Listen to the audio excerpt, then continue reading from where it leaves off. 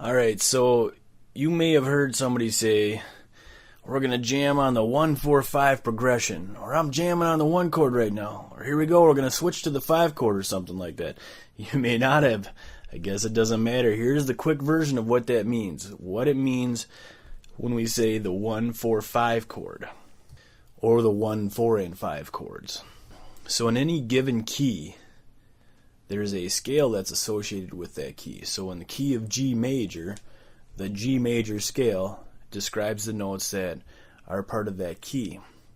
Now when we build chords on that scale, what we do is we take one of the notes, let's take the first note, G, and we take every other note in the scale until we have 3 notes, and we stack them on top of each other, and that becomes a chord, or another word for it is a triad.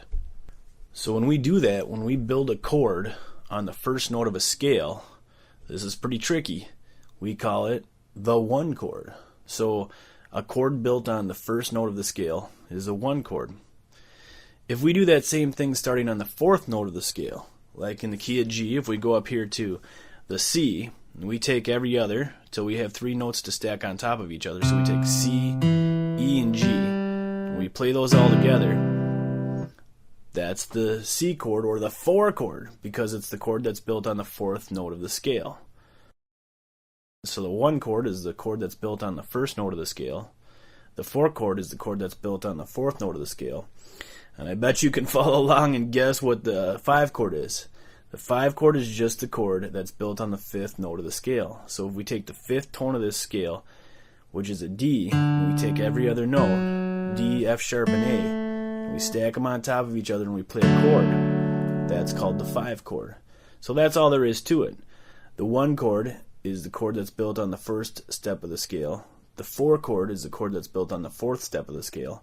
And the 5 chord is the chord that's built on the 5th step of the scale. And then the only other thing that we really need to know about this right now is that when we use a number to describe a chord, we use a Roman numeral. So you can see here I've been writing Roman numerals. Whenever you see a Roman numeral, that means that this number is representing a chord.